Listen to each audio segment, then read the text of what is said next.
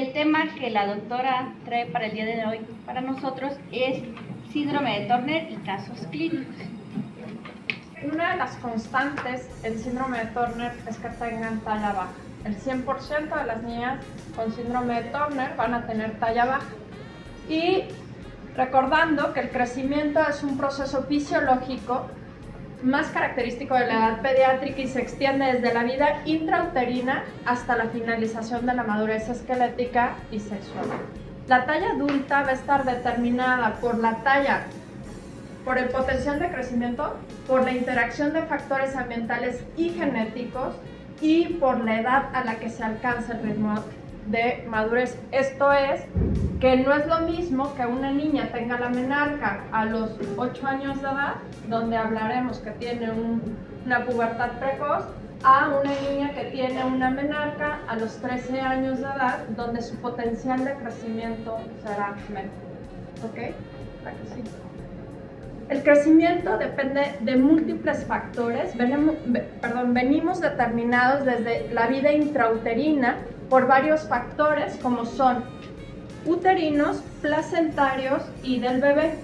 Dentro de los factores placentarios sabemos que si hay un defecto a nivel de la placenta, una placenta creta, el niño podrá nacer pequeño para edad gestacional. Dentro de los factores nutricionales, un bajo aporte nutricional en el bebé, en el feto, causará que también o conllevará a que el niño pueda ser pequeño para edad gestacional. Sabemos que la etapa donde más se crece es embrionariamente, ¿ok?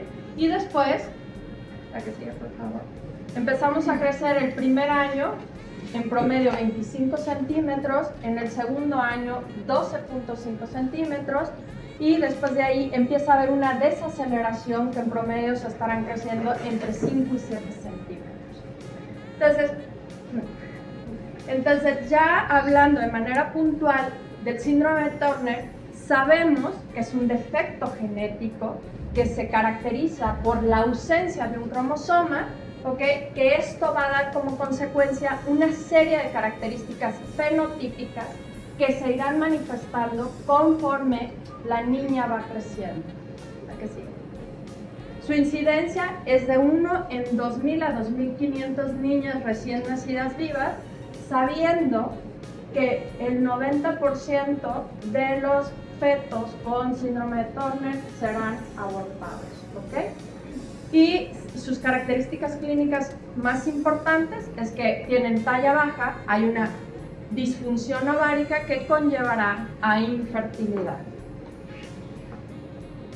El único método para hacer el diagnóstico es a través de un cariotipo. El cariotipo se puede hacer en la vida postnatal o por medio de amniocentesis también se puede hacer un cariotipo. Y sabemos que el defecto se va a caracterizar, bueno, de manera normal todos sabemos que somos las mujeres cariotipo 46XX y los hombres son cariotipo 46XY. El síndrome de Turner se va a caracterizar porque existe la ausencia de un cromosoma sexual y esto determinará que seamos 45XR. Eso es la monosomía, es dependiendo de la literatura, se dice que es el cariotipo más frecuente, pero también sabemos que existen mosaicismos, ¿ok? El defecto en el cromosoma puede ser que esté completamente ausente, que falte un pedazo del brazo largo o del brazo corto, o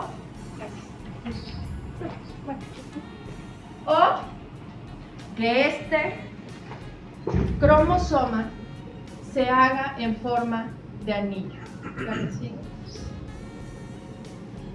Este es un cariotipo de un hombre, este es un cariotipo de una mujer y este es un cariotipo de una niña con síndrome de Turner, donde vemos la ausencia de otro cromosoma. Es bien importante señalar que la pérdida de la par o de la porción distal del cromosoma es donde se encuentra el CHOX.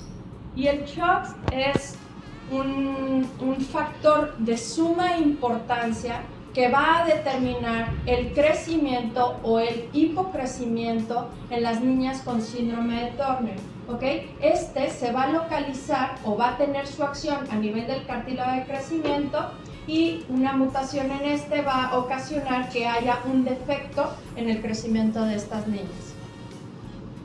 ¿Cuáles son las manifestaciones clínicas del síndrome de Turner? Van a variar de acuerdo a la edad, como les menciono. No todas las niñas al nacer tienen linfedema. Solamente 1/3 de las niñas con síndrome de Turner tendrán linfedema, que es los pies hinchaditos. Esto tiende a mejorar con la edad, pero puede recurrir en la pubertad. Las niñas con síndrome de Turner pueden nacer con peso y longitud menor a lo de la población, pero no sumamente bajas. Esto significa que en promedio nacerán 2 centímetros por debajo de la población en general. ¿Cuánto mide un niño al nacer? 50 centímetros, ellas en promedio medirán entre 48, existe literatura que dice que pueden llegar a medir hasta 46, pero no todas las niñas nacerán pequeñas para la gestación, ¿ok? ¿A que sí? Otra de las características, no todas, pero pueden presentar cuello corto, pterygium coli, y una de las características que se pueden observar intrauterinamente es la presencia, que también es diagnóstico importante, de un higroma quístico. ¿Saben qué es? ¿No? Es cuando por ultrasonido a nivel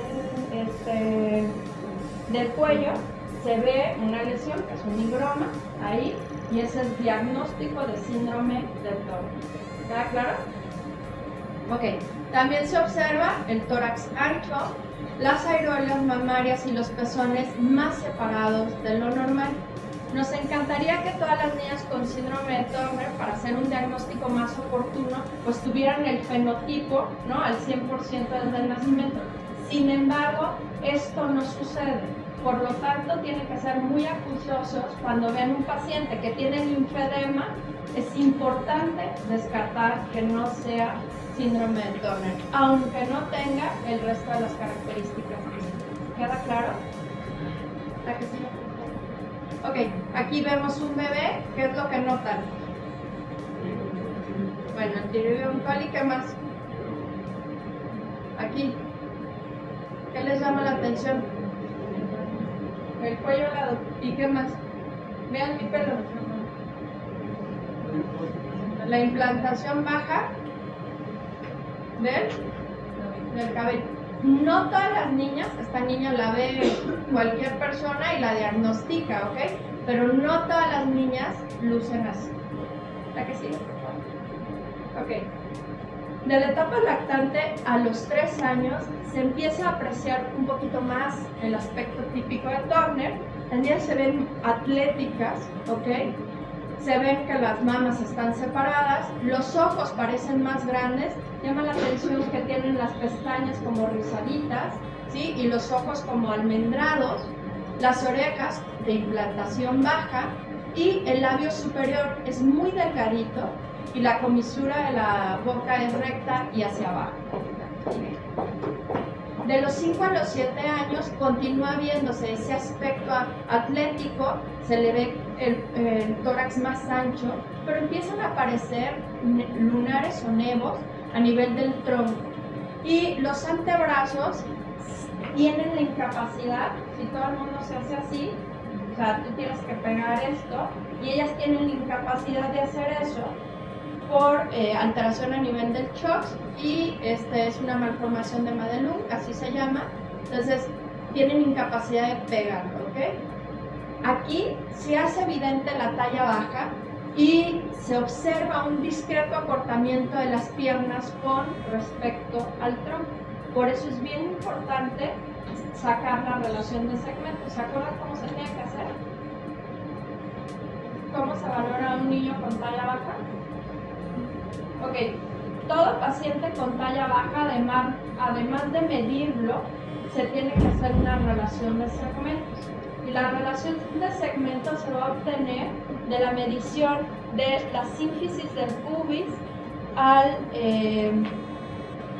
malleolo interno, y esto es el segmento inferior, y también sacar la longitud de la abrazada que va del dedo medio, ¿ok? Muy bien. El que sigue, gracias. Otro de los datos importantes es que se puede ver de los 8 a los 10 años una hipoplasia ungueal. ¿Se fijan la diferencia de esta uña con esta? ¿Qué nota? O sea, está más chica, ¿ok? Está más curvada, por decirlo así, tiene mayor curva. De hecho, es una característica que se les entierra muy frecuentemente, ¿ok? Se entierran. Entonces, ahí esa característica empieza a aparecer a partir de los 8 años de edad y aumenta el número de pecas o de nervios. Aquí sí. De los 12 a los 14 años ya los datos clínicos son muy evidentes, ¿ok? Pero les repito, ya es una etapa muy tardía para el diagnóstico, sobre todo por lo que le podemos ofrecer de tratamiento. El crecimiento ya está muy afectado. Solamente la quinta parte de las niñas presentará un brote mamario. Sin embargo, esto no significa que vayan a progresar con pubertad, ¿ok? Es bien importante cómo empieza la pubertad. Las endocrinologas no contestan. Déjenme a nosotros. ¿Cómo empieza la pubertad? ¿Con qué empieza? Exacto, con la aparición del botón mamario, ¿ok? Estas niñas, ¿dónde dijimos que es el defecto? ¿A nivel del qué? Del ovario, ¿ok? Entonces, ¿tendrán botón mamario? El botón mamario aparece por estímulo de ¿quién? De los que nos hacen estar flácidas y de mal genio. Los estrógenos, ¿ok? Gracias a los estrógenos, esos que se producen a nivel ovárico, va a aparecer el botón mamario. Si mi ovario está jodido, ¿tendré botón mamario? No, pero lo que sí se ve que desarrollan será pubarca, ¿ok? ¿Qué es la pubarca? La salida del pelo. No contestan las endocrinadas. La salida del vello, ¿ok? Entonces tú le dices a la mamá, pues sí señora, pero espérese, ahí va, y nada más lo único que ves es la pubarca y no ves la telar, ¿ok? Entonces, ojo, estas niñas tienen la capacidad, porque su glándula suprarrenal está normal, de que le salgan todos los pelos, ¿ok? Pero no habrá en todas las niñas telar, ¿ok? Aquí, ¿qué ven? Baja implantación del pelo. ¿Qué más? Baja implantación de las orejas y del etelio, ¿ok? Separación importante de la glándula mamaria. Y eso es un dato clínico que luego ni nos fijamos, ¿no? La niña tiene un pezón aquí y el otro. No, señora, está súper bien. Y la niña, pues, obvio no. Ok, ¿la que sigue? Es bien importante mencionar que esta población tiene mayor frecuencia de cardiopatías. Entonces, los que sean cardiólogos y tengan una niña, o también los pediatras, con un defecto a nivel de una válvula aórtica bicúspide o una coartación aórtica, por favor, es indicación de hacer un cariotipo, ¿ok? Aunque el fenotipo no sea de una niña de síndrome de Turner, porque luego los valoramos y dicen, ay, es que no crece por la cardiopatía, ¿no? O sea, está bien enana la niña y le dices, no, señora, no crece por la cardiopatía. Y la cardiopatía ya está corregida y la niña sigue sin crecer. Entonces, una de las indicaciones para realizar un cariotipo es tener un defecto, le llaman del lado izquierdo, por decirlo así, pero que cumpla estas características, se tiene que hacer de manera obligada un cariotipo. ¿Queda claro? Entonces, En el síndrome de Turner, del 30 al 45% de las niñas tendrán una alteración a nivel cardíaca. Esta es la mayor causa de morbimortalidad y, dependiendo de dónde leamos, la incidencia de válvula aórtica bicúspide es del 15 al 20% y de coartación aórtica es del 11 al 15%.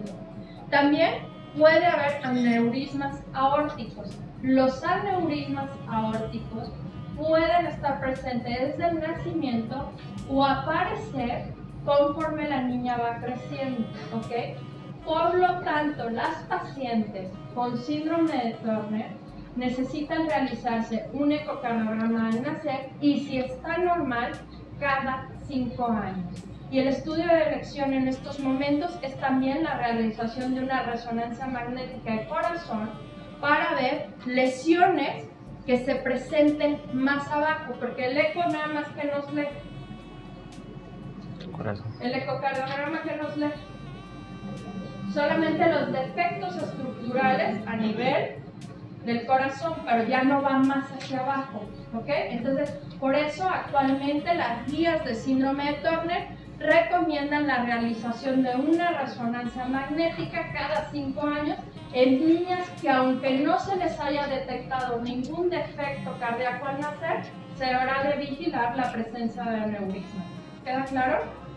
Muy bien. Entonces, esto ya les mencioné. Ahora, esta población también tiene mayor riesgo de tener hipertensión arterial. El 25% de las niñas tendrán hipertensión arterial. Entonces, ya llevamos 2 niñas que la vez que no crece, que tiene un soplito y que aparte le encuentras hipertensia, sospecha que puede tener síndrome de Turner. ¿Ok? ¿A qué sí? También es frecuente que tengan alteraciones renales. ¿Cuál es la alteración más frecuente? Acuérdense de la escuela. Riñón. Riñón en herradura. Herradura. Muy bien. El riñón en herradura es la anomalía más frecuente, pero también el doble sistema colector es una patología que se ve asociada y son niñas que tienen mayor riesgo de infección de vías urinarias de repetición. Las infecciones de vías urinarias puede ser, ¿ok? Y si tiene un doble sistema colector puede ser, o si tiene reflujo puede ser, pero si notamos que tiene un hipocrecimiento, ¿qué es el hipocrecimiento? ¿Alguien sabe qué es hipocrecimiento? ¿No? Ay, se me hace que les van a dar un café a todos porque andan medio dormidos. El hipocrecimiento es tener la velocidad de crecimiento. ¿Se acuerdan lo que es la velocidad de crecimiento? Ok. Mantener la velocidad de crecimiento por debajo de la percentila 10 durante 2 años. Eso se llama hipocrecimiento. Entonces, si tú tienes una niña que tiene infecciones de vías urinarias y ya la estás tratando y sigue sin tener un patrón de recuperación, ¿ok? Y tiene talla baja, pues sospecha que puede tener síndrome de Turner más otras alteraciones fenotípicas asociadas, pero que no piensen que nada más, bueno, por la infección de vías urinarias no va a crecer y la niña ya está bien controlada, no, ¿ok? ¿Queda claro? ¿La que sí? ¿Qué otras alteraciones se ven? Otitis media de repetición, las cuales aparecen de 1 a los 6 años, y también estas niñas tienen mayor frecuencia de hipoacusia neurosensorial, de tal manera que el 75% de las niñas con síndrome de Turner a los 35 años tendrán una hipoacusia de moderada a severa, ¿ok? Alteraciones oculares. Se presentan en la tercera parte de los pacientes y pueden tener estrabismo, ptosis palpebral, hipertelorismo, epicanto, ambliopía, miopía, hipermetropía. Se recomienda realizar un examen visual de los 12 a los 18 meses y, si está normal, en el síndrome de Turner cada 2 años. ¿Aquí qué notan? La ptosis, ¿ok? ¿Ya está? estrabismo. ¿Ok? Muy bien. Alteraciones esqueléticas. ¿Qué es muy frecuente? El acortamiento del cuarto metacarpiano. Ahora, estas niñas, la maduración ósea no es uniforme. ¿Qué significa eso? De manera normal, todos los seres humanos tenemos diferentes patrones de crecimiento, ¿ok? Tenemos que la edad ósea puede estar como con respecto a la edad cronológica, retrasada o qué más, acorde, ¿ok? Entonces, en estas niñas, la edad ósea puede estar como sea. Muchas veces cuando decimos está acorde, decimos no, está fenomenal porque no hay nada que le esté atrasando la edad ósea, ¿ok? Entonces, no, la edad ósea en la niña con síndrome de Turner es muy variable. Muchas tienen un patrón intrínseco y les llamamos intrínseco porque la edad ósea está acorde con la edad cronológica, pero otras tendrán una edad ósea retrasada. ¿Ok? Entonces, que la edad ósea no sea un factor determinante para que ustedes dejen de sospechar que pudiera tener síndrome de Turner. Lo que sí es que pueden ver, y no en todos los pacientes lo tienen, pero es el acortamiento del cuarto metacarpiano. Y existe una disminución en la densidad mineral ósea, y esto es esperado, porque existen múltiples factores que intervienen en la densidad mineral ósea. Dentro de esto es el estímulo con estrógenos. ¿A la que sí? Ok, ¿qué notan aquí?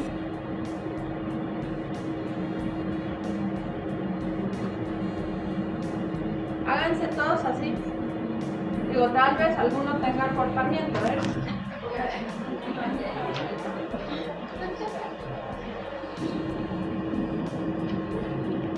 Ok, ¿cómo tiene que ser? ¿Cómo se tiene que ver? ¿Cómo lo puedo medir?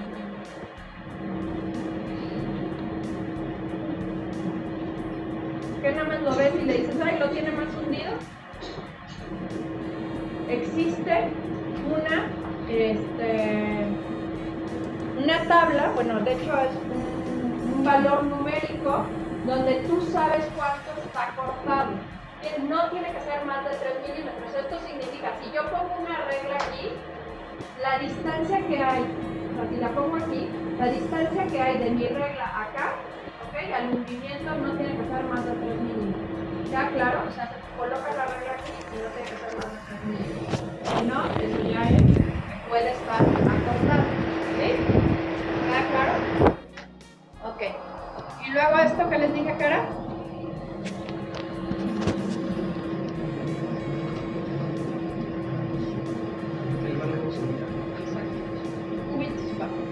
Muy bien. ¿A que sí? Otro de los factores asociados y de las alteraciones ortopédicas es que hacen una escoliosis muy importante. También tienen mayor riesgo de displasia ósea, tienen mayor riesgo de dolor a nivel articular, sobre todo en las rodillas, donde más se ha reportado, y dislocación de la rótula. Ahora, toda niña con síndrome de Turner que tenga dolor a nivel vertebral, es sumamente importante que descarten que no tenga una fractura, ¿okay? Porque es una población de riesgo de tener baja densidad mineral ósea y el dolor lumbar crónico puede ser reflejo de una fractura. Ellas tienen mayor tendencia a tener fracturas patológicas a nivel de la columna. Entonces, toda niña con Turner y que les diga que les duele la columna, es importante descartar que no tenga una fractura. En piel, como ya les mencioné, el 50% de los pacientes tendrán alteraciones de la piel, que pueden ser nevos, luego las ves súper pecosas, ¿ok? Súper pecosas. Hay pacientes que pueden tener síndrome de Turner y neurofibromatosis. ¿Ok? Entonces, nada está peleado. También puede tener hemangiomas y los nevos van a aumentar conforme la edad. Dentro de las alteraciones bucofaciales maxilofaciales van a tener micrognatia, tienen maloclusión dentaria, tienen una mordida asimétrica, van a tener un paladar ojival y se recomienda la visita al estomatólogo de los 7 a los 8 años de edad y cada año. ¿Ven? Este es un paladar normal, este es un paladar ojival leve, moderado y severo, o sea, el severo es franco. ¿Ya lo vieron? Ok, las alteraciones a nivel del paladar, nosotros los endocrinólogos los hemos relacionado con también defectos a nivel de la línea media. Entonces, sabemos que dentro de las características clínicas, la talla baja se presenta en el 100% de los casos, la infertilidad en el 98% de los casos, la falla gonadal, que no es lo mismo que la infertilidad, y ahora les explico por qué, en el 95% de los casos, la osteoporosis en el 50% de los casos, el cúbito valgo en el 45%, la baja implantación del pelo en el 40%, y tienen mayor riesgo de tener intolerancia a los carbohidratos, el 30%, la TA alta, o sea, la hipertensión, en el 25% de los casos, metacarpo acortado en el 35%, el paladar alto en el 35%, alteraciones a nivel renal en el 35% e hipotiroidismo secundarios a tiroiditis que tienen mayor riesgo de enfermedades autoinmunes en el 35% de los casos. Dentro de las alteraciones endocrinas que vemos con frecuencia es que esta población tiene mayor riesgo tanto de tener diabetes tipo 1 como diabetes tipo 2, ¿ok? Tienen mayor riesgo de tener tiroiditis y mayor riesgo de tener obesidad por su distribución corporal.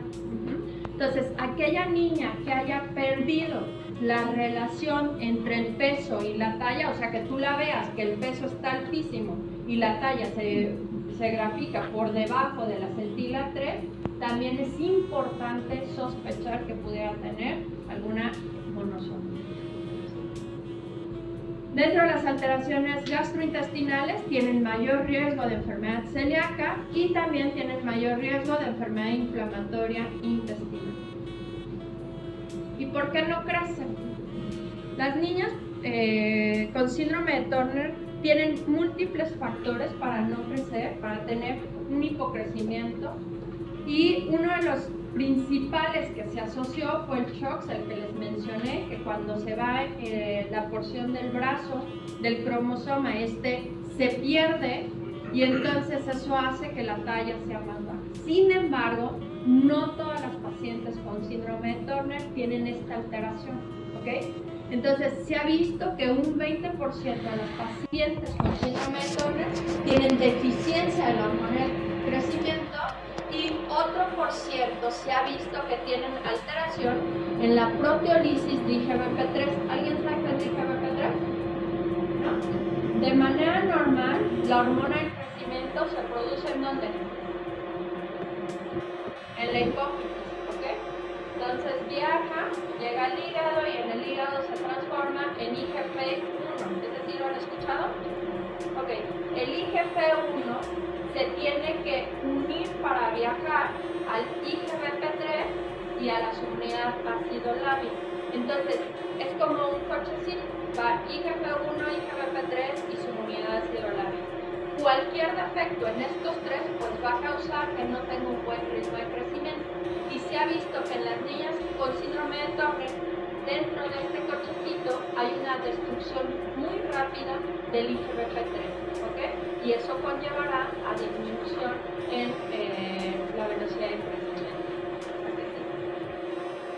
Entonces ya mencionamos que al nacer pueden estar generalmente de 2 a 3 centímetros por debajo de la media y la talla que se alcanza se encuentra 20 centímetros por debajo de la población.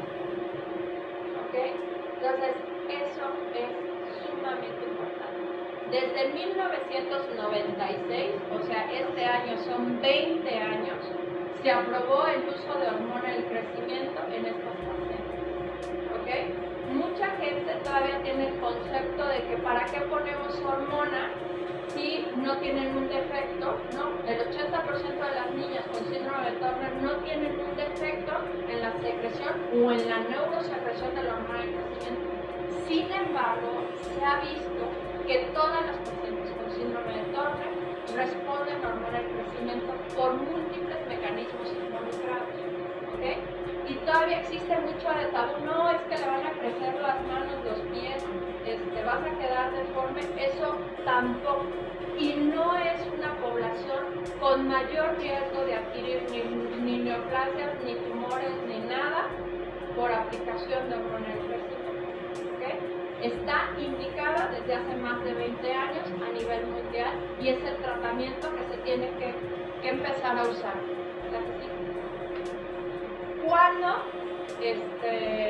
¿Cuándo se tiene que empezar a usar? Entre más temprano en edad cronológica, mejor.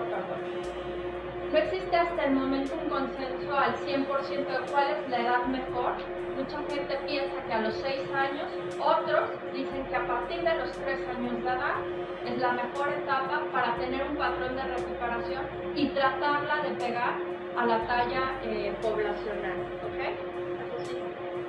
Y aquí vemos, esta es una gráfica poblacional normal, donde abajo están graficadas en rojo las niñas con síndrome de Turner. Es aquí donde quedan, y si se fijan, hay una gran variación en centímetros con respecto a la población. ¿Y esto a qué se deberá? ¿Por qué unas quedan más altas que otras? ¿Por qué creen?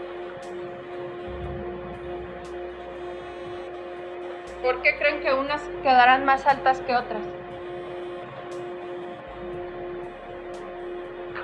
Porque existe ya les dije que la gran población serán monosomías, ¿ok? Sin embargo, también existen mosaicos, ¿ok? Entonces, dependiendo de cómo esté la alteración a nivel del cromosoma, pues será también la información que tendrá esa niña, tanto para la talla como para la falla hormonal.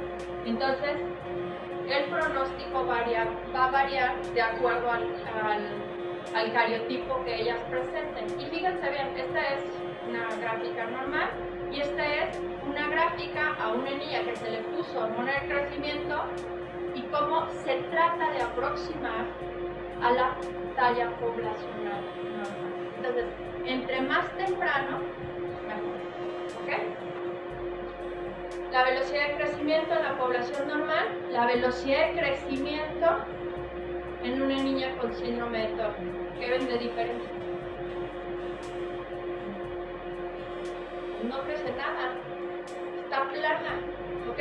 Ni siquiera logra hacer este pico de qué es?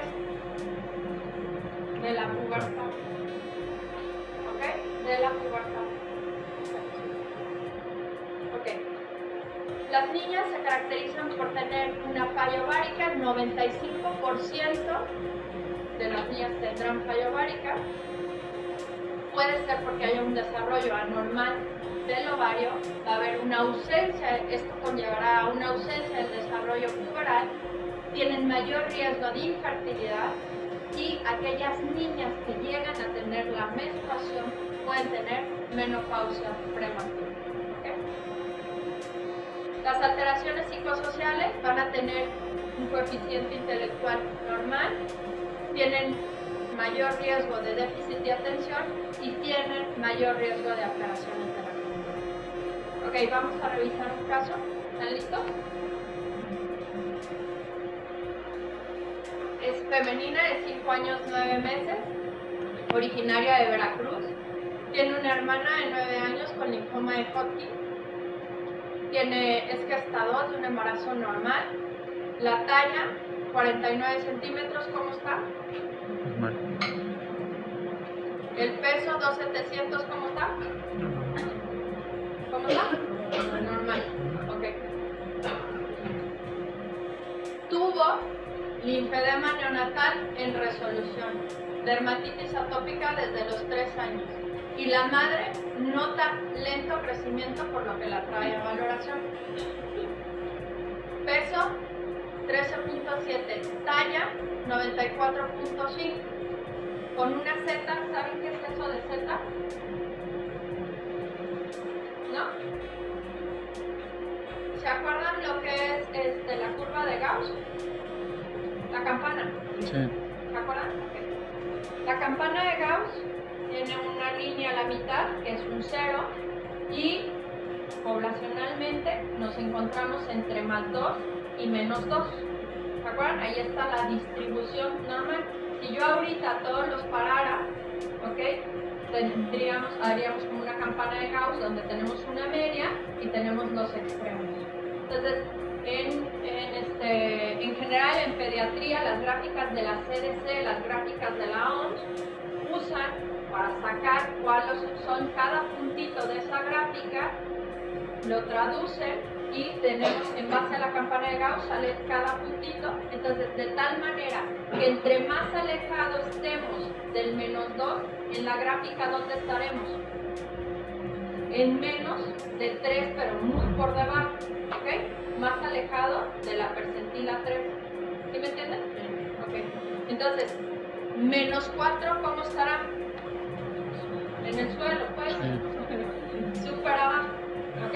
Entonces, esto, ya sí, si lo sacamos, ya ahora todos los chavos que tienen iPhone y eso, se meten a las gráficas de CDC, que vienen gratis y lo grafican y ahí le dicen -4. Entonces, esto es súper patológico, porque en menos de -2 ya estás en patológico, ahora en 4, ¿cómo estará? Pues enano, ¿no? Entonces, ¿esta niña tiene talla baja, sí o no? Sí. Ok, ¿es patológica, sí o no? Ok. Entonces, talla en decúbito 96.5, segmento inferior 45.9 y brazada 93.5. ¿Cómo está la brazada con respecto a la talla? Alterada. Pero luego nosotros nos casamos donde, ay no señor, pero pues ¿de dónde usted quiere que la niña sea alta cuando mide 149.4? ¿Sí? ¿Cómo no saben que la mamá no sea un mosaicismo? ¿No? Entonces, muchas veces nos vamos con esa falsa, pero si yo grafico a la mamá estará en -3 desviaciones y la niña está en -4. O sea, está más afectado de lo que le heredaron. ¿Ok? Entonces, ojo ahí. La que sí. Ok, frecuencia cardíaca todo normal, solamente notamos cuello alado, cúbito valgo, clino, dactilia y Tanner 1-1. ¿Diagnóstico?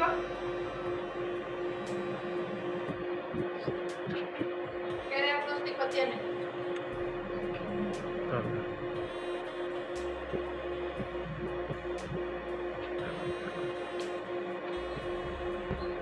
¿Tiene talla baja? ¿Tiene talla baja patológica? Sí. Ok. Tiene cuello alado, cúbito valgo. ¿Qué diagnóstico tiene? Turner, gracias. ¿La que sí? ¿Quieren algún laboratorio? ¿Qué? ¿Qué les dije cómo se hacía el diagnóstico? Con un cariotipo, muy bien. Bueno, aquí le hicieron un perfil tiroideo, la que sí. ¿Ok?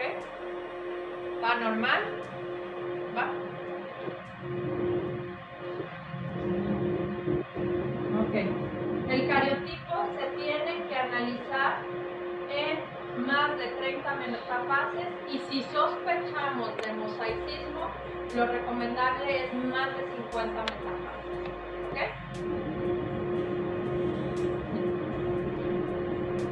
¿Ya podemos integrar un diagnóstico? Ok. Esta niña, ¿qué patrón de crecimiento se imaginan que tenga?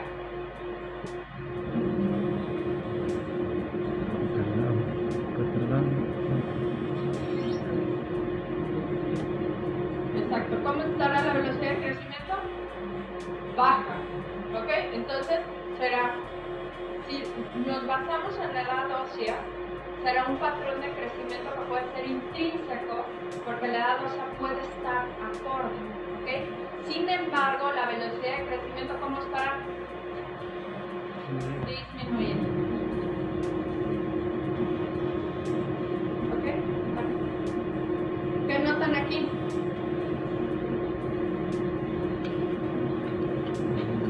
¿Está cortado? No está cortado, ¿ok? Entonces, no todas las niñas con síndrome de Turner tienen acortamiento del cuarto metacarpiano.